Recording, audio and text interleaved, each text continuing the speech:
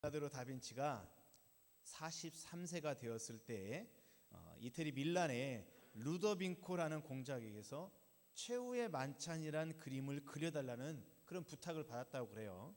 그래서 이 그림을 그리는데 짧게 바로 한두 달 만에 그리는 것이 아니라 3년 동안 작업을 해가지고 초벌을 완성을 했대요.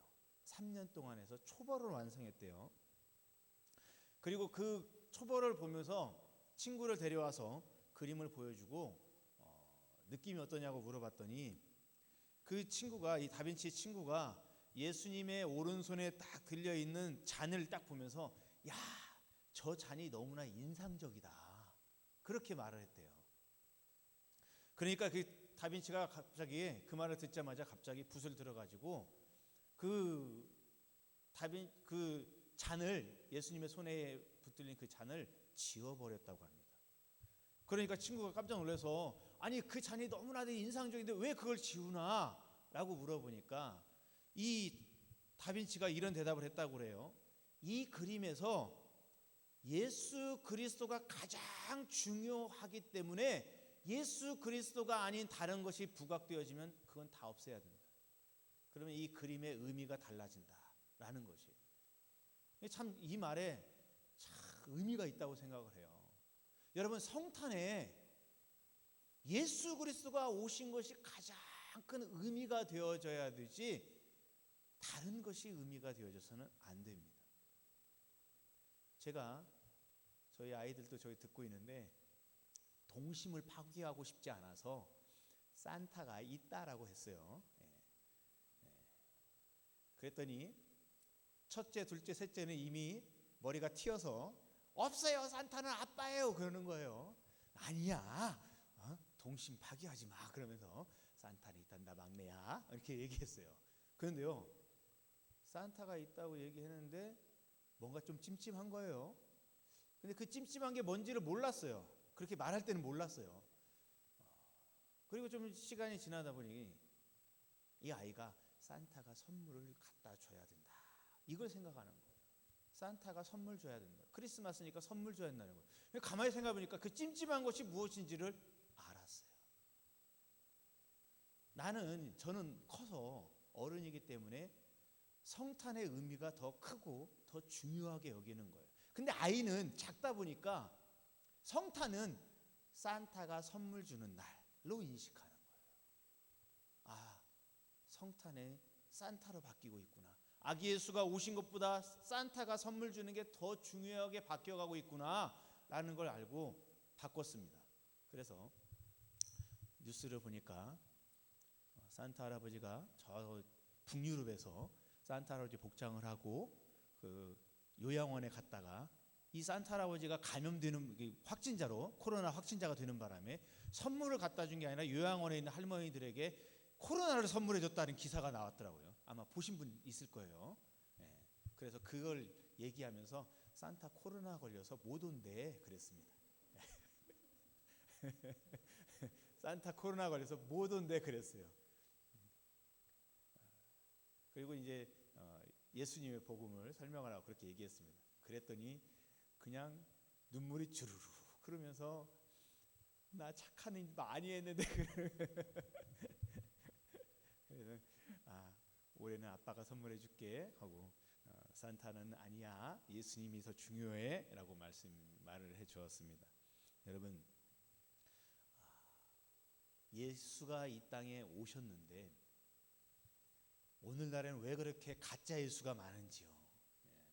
가짜 예수가 너무나 많아요. 그래서 오늘 우리 성도님들이 좀 말씀 보면서 같이 이것들을 좀 보기를 원하는데요. 제가 오늘 정신을 놓고 있네요. 말씀도 안 읽고 있었죠? 말씀도 안 읽고 지금 정신을 놓고 있습니다. 먼저 말씀을 보고 그 다음에 말씀 전하도록 하겠습니다. 사도행전 8장 9절부터 24절입니다. 사도행전 8장 9절부터 24절의 말씀 보도록 하겠습니다. 신약성경 199면 200면에 걸쳐 나옵니다. 사도행전 8장 9절부터 24절의 말씀 제가 대표로 받들어 있습니다. 그 성에 시몬이라 하는 사람이 전부터 있어 마술을 행하여 사마리아 백성을 놀라게 하며 자칭 큰 자라 하니 낮은 사람부터 높은 사람까지 다 따르며 이르되 이 사람은 크다 일컫는 하나님의 능력이라 하더라. 오랫동안 그 마술에 놀랐으므로 그들이 따르더니 빌립이 하나님 나라와 및 예수 그리스도의 이름에 관하여 전도함을 그들이 믿고 남녀가 다 침례를 받으니 시몬도 믿고 침례를 받은 후에 전심으로 빌립을 따라다니며 그 나타나는 표적과 큰 능력을 보고 놀라니라.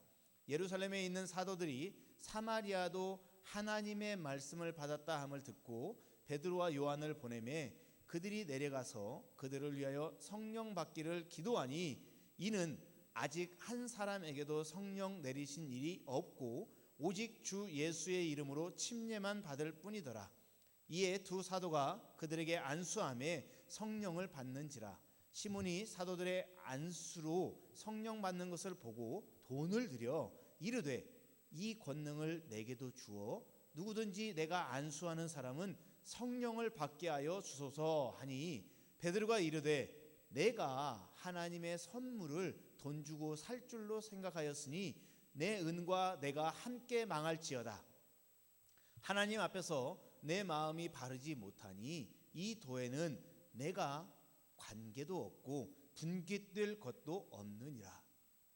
그러므로 너의 이 악함을 회개하고 주께 기도하라. 혹 마음에 품은 것을 사하여 주시리라. 내가 보니 너는 악독이 가득하며 불의에 매인 바 되었도다. 시몬이 대답하여 이르되 나를 위하여 주께 기도하여 말한 것이 하나도 내게 임하지 않게 하소서 하니라. 아멘. 자, 처음부터 다시 시작하겠습니다. 제가 지난주에 여러분 가짜 복음, 정말 가짜 복음의 특징 첫 번째로 그리스도보다 사람을 높이는 것입니다.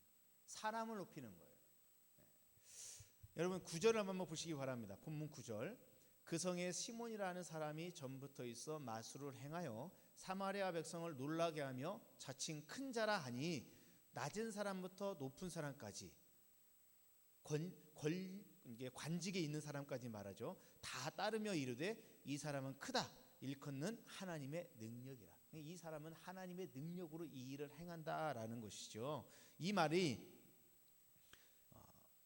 새 번역 성경으로 보면 이렇게 번역되어 있어요. 이 사람이야말로 이른바 하나님의 위대한 능력의 소유자이다. 새 번역 성경에 이렇게 번역되어 있어요. 이 사람이야말로 이른바 하나님의 위대한 능력의 소유자이다. 여러분 목회자로서 저도 정말 이런 사람이 되고 싶습니다. 하나님의 위대한 능력의 소유자 되고 싶습니다. 저를 위해 기도해 주시기 바랍니다. 아무데나 또 웃으시네. 네, 좀 기도해 주시기 바랍니다. 저는 좀 능력의 소유자가 좀 되었으면 좋겠습니다. 근데 여러분 이 말씀 자체를만 보면 아무 문제가 없어요. 저도 이런 사람이 되고 싶을 정도로 아무 문제가 없는데 이 말씀이 문제가 아니라 이 말씀의 주체가 되는 사람이 문제예요. 시몬이라는 사람이 문제라는 것이죠. 여러분 이 시몬이라는 사람은 자신의 그 교활한 능력, 마술이라고 하는 거죠. 자신은 마술을 행하고 있고 사람들은 그것을 하나님의 능력으로 알고 있어요. 그러니까 이 사람들이 이 시몬이 하나님의 위대한 능력을 가진 사람이다라고 말한 거예요. 그런데 본인 자신은 알고 있죠. 나는 하나님의 위대한 능력이 아니라 마술로 사람들을 현혹하고 있고 꿰고 있다는 것을 알고 있는 거예요. 여러분 하나님께 영광을 돌리는 것이 아니라 자기 자신이 영광을 받는 것, 그게 벌써 가짜 복음의 특징이죠. 가짜 복음의 특징입니다. 이단 교주들 생각해 보세요. 여러분 이단 교주들 생각해 보시면 이단 교회에 다니는 신도들은 정말 열심히 다닙니다. 어쩌보면 우리 정통 기독교 신자보다도 더 뜨거운 열정과 더 더 열심과 더 많은 헌신을 하고 있어요. 그런데 이단 교주는 자신이 마술을 부리고 있다는 것을 알고 있죠. 그래서 사리사욕을 채웁니다. 성도들은, 이단의 신자들은 집문서 바쳐 자기의 전 재산 바치고 그 모든 건 다 교주의 것이 되어지는 것이죠. 여러분, 비단 이게 물질적인 것만 말하는 것이 아니에요. 영적인 것도 마찬가지예요. 여러분, 정말 하나님의 영광이 드러나야 되는데 하나님의 영광이 드러나지 않고 사람이 드러나면 그건 잘못된 거예요. 예를 들면 저 같은 설교자는 늘 그런 위험에 노출되어져 있어요. 목회자를 위해서 기도해야 할 이유가 거기에 있어요. 설교자가 설교를 했습니다. 설교를 정말 뜨겁게 열심히 잘 했어요. 근데 성도님들이 말씀의 은혜를 받아야 되는데 목사님께 고마움만 느끼고 있다? 그러면 그건 잘못된 것이죠. 예배가 끝나고 난 뒤에 돌아가는 성도님들의 발걸음에 말씀의 은혜가 남아 있어서 돌아가는 발걸음이 되어져야 하는데 그런 건 없고 목회자에 대한 생각만 가지고 품고 돌아간다면 그 설교는 잘못된 설교예요. 여러분, 이런 위험성을 가지고 있는 설교 방법 중에 가장 위험성이 많은 설교가 간증 설교예요. 간증 설교는요, 정말 이 내적 체험에서 토해 나오는 설교이기 때문에 정말로 은혜가 커요. 성도님, 저도 간증 설교 가서 들어보면 다른 설교 못지않은 큰 은혜를 받게 되어집니다. 간증 설교의 그 특징이 있어요. 그 은혜가 커요. 근데 여러분, 대부분의 많은 교회에서 주일마다 목사님들이 설교를 하는데 간증 설교를 다 하나요? 안 하죠. 왜 안 하는지 아십니까? 이 간증 설교가 너무나 은혜로운데 시간이 설교가 끝나고 나면은 그 설교를 통해서 역사하신 하나님의 은혜와 그 능력이 드러나고 영광이 되어져야 되는데 그런 대단한 체험을 하신 목사님이 정말 뛰어나다 이렇게 생각하는 거예요. 그러면 설교의 내용은 온데간데 없고 설교자만 드러나는 거예요. 그래서 목사님들이 간증 설교가 뛰어난 것이면 큰 은혜가 있는 걸 알면서도 안 하는 이유가 여기 있는 거예요. 왜냐하면 설교자가 드러나거든요.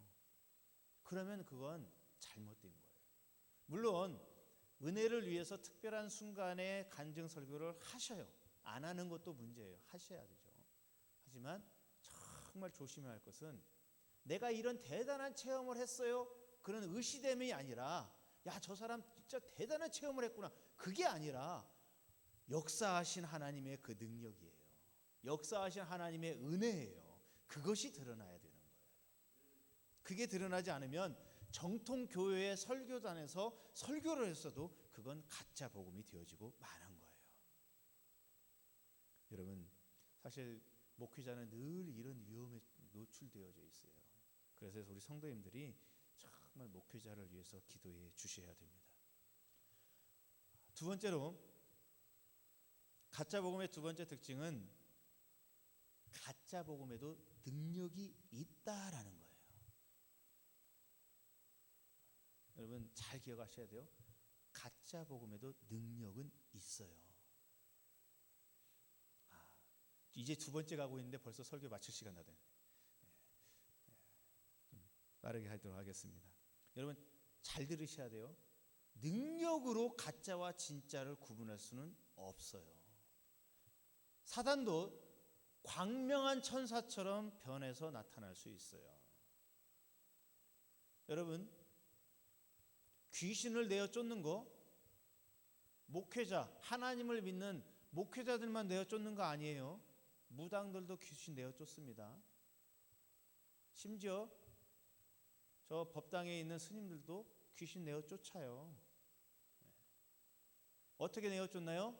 그들이 내어 쫓는 것과 우리 기독교인들이 내어 쫓는 것은 차이가 있어요. 그들이 내어 쫓는 건 말 그대로 더 큰 귀신이 쓰인 귀신의 힘으로 내어 쫓는 거예요. 그래서 예수님께서 기적을 행하셨을 때, 귀신을 내어 쫓았을 때 사람들이 예수님을 비방할 때 귀신의 왕이 쓰였다. 귀신의 왕 바알세불의 힘으로 쫓아내는 거다라고 비방한 거예요. 실제로요. 실제로 내어 쫓습니다. 무당들도 내어 쫓고요. 그리고 스님들도 내어 쫓아요. 우리만 내어 쫓는 게 아니에요. 여러분, 그 능력으로 구분해서는 안 돼요. 물론 복음에는 능력이 나타나요. 복음에는 당연히 능력이 나타납니다. 하지만 능력이 있다고 다 복음은 아니라는 거예요. 사단도 마음에 원하는 게 많으면 광명한 천사처럼 돌변해서 나타날 수 있어요. 늑대도 양의 탈을 쓰고 나타날 수 있어요. 여러분들 그걸 꼭 기억하시기 바랍니다. 여러분, 오늘 여기 본문에 등장하는 시몬도 보세요. 여러분, 시몬도 침례를 받았어요. 침례가 맞습니다. 세례는 아니에요. 원어가 베티즘이기 때문에 침례가 맞습니다. 가끔 보면은 이 세례가 이 기독교 내에서 시작한 것은 AD 324년 이 칼케다 종교회에서 시작된 거예요. 칼케다 맞나요? 거기서부터 시작된 거예요. 324년 이후부터 시작된 거예요. 예수님 당시에는 세례 없었어요. 근데 이 세례를 예수님이 세례 받은 것처럼 표현하고 예수님이 세례 받은 것처럼 그림을 그리는 사람들도 있는데 다 가짜라고 생각됩니다. 저는 이게 다 가짜예요. 예수님이 침례 받았는데 왜 세례 그림을 그려요? 가짜 복음이죠. 침례 받은 게 맞습니다. 시몬도 침례를 받았고 또 여러분 침례를 받았고 전심으로 따랐어요. 그런데 그가 전심으로 따랐지만 마음 중심에서부터 따른 것은 아니었어요. 그러다가 정말 그가 얼마나 열심히 따랐냐면 빌립조차도 그가 완전히 믿은 것으로 착각했죠. 그러다가 베드로와 요한이 나타나자 그들이 안수했을 때 성령이 임재하는 걸 보자 드디어 본심이 나타나기 시작합니다. 뭐라고 합니까? 돈을 주고 나에게도 안수하면 그런 능력이 나타나도록 나에게도 그 능력을 달라. 돈을 주고 사겠다라는 것이죠. 여러분, 능력으로 구분하려고 하면 안 돼요. 그 능력을 또 돈으로 살려고 했던 이 시몬도 가짜였죠. 여러분, 능력으로 구분하는 게 아니라 무엇으로 구분해야 됩니까? 첫 번째는 말씀이고요. 두 번째는 그 말씀대로 행함이에요. 이단의 교주들 겉으로는 참 그런 것 같죠. 말씀도 참 좋아요. 여러분, 이단 교주들 말씀 들어보세요. 은혜로워요. 말도 안 되는 것 같죠? 은혜로우니까 성도들이 팔딱팔딱 넘어가는 거예요. 은혜로워요. 능력도 행해요. 능력도 행하니까 팔딱팔딱 넘어가는 거예요.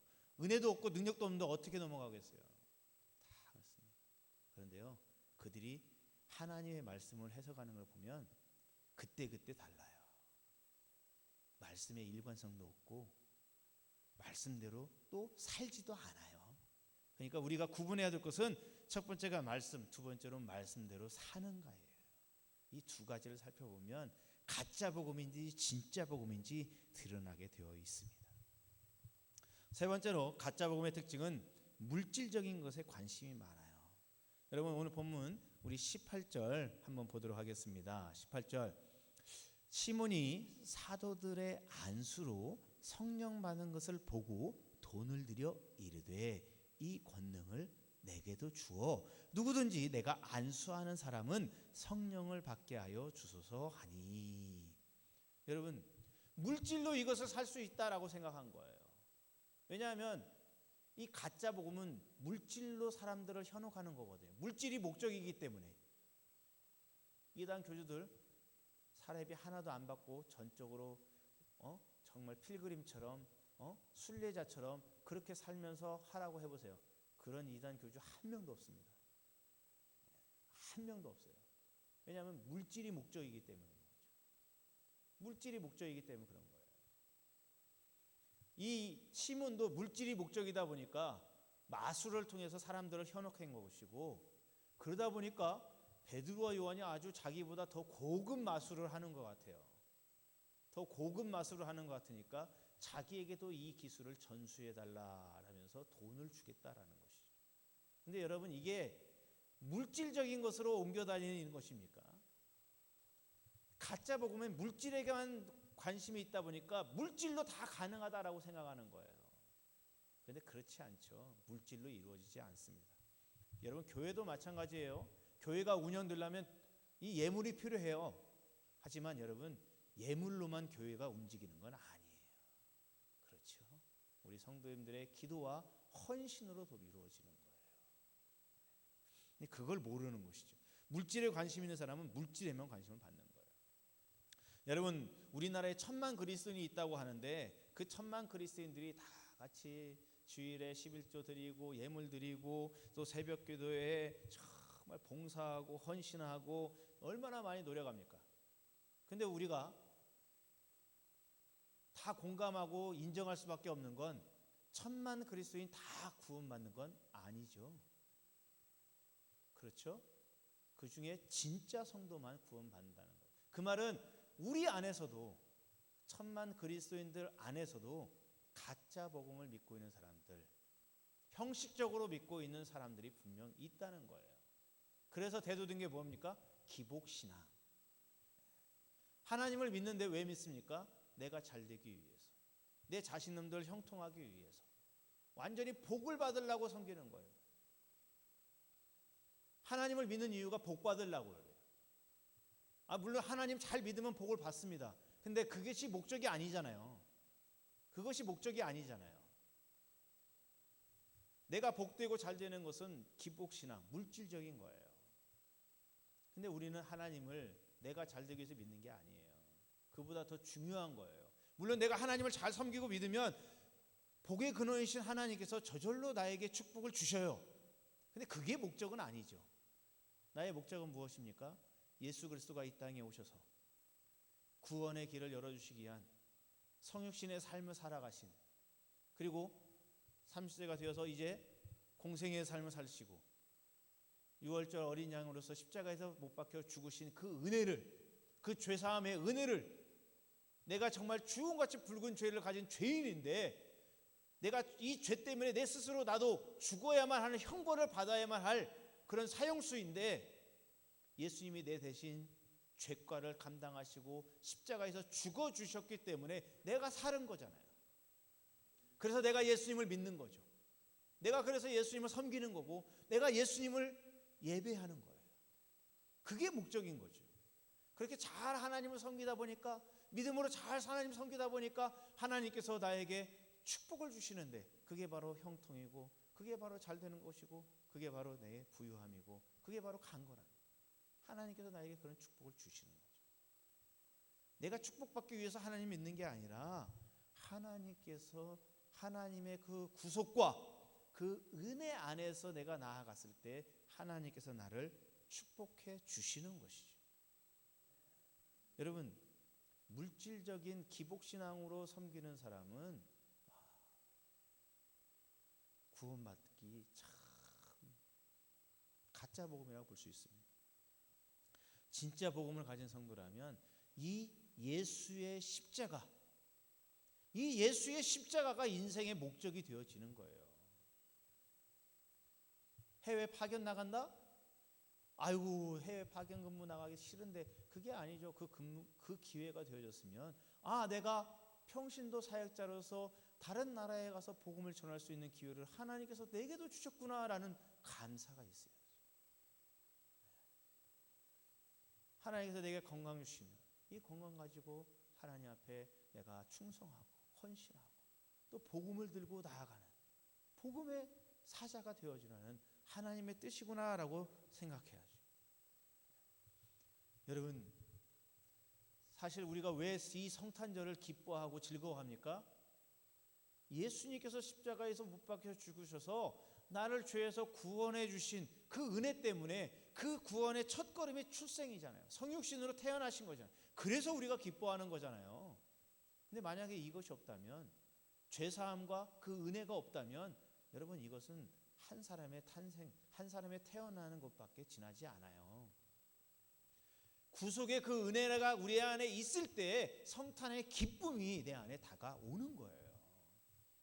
그런데 세상 사람들은 구속의 이 기쁨도 없이 그냥 연말연시, 그냥 흥청망청 즐거움으로 살아가는 것 같습니다.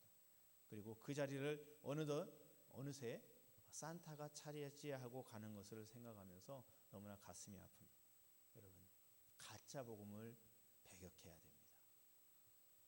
교회가 교회되기 위해서는, 교회가 진정 예수님의 몸된 교회가 되기 위해서는 교회 안에 교묘히 숨어들어진 가짜 복음들을 우리는 물리쳐야 돼요. 가짜 복음이 교회를 해쳐요. 그것을 물리쳐야 돼요. 내가 드러나는 게 아니라 완전히 하나님 앞에 하나님이 드러나고 복음이 드러나고 정말 그리스도가 드러나고 그리스도의 은혜가 드러나는 그러한 일, 그러한 교회, 그러한 우리 성도님들 되시기를 주님의 이름으로 축복합니다. 우리 같이 찬양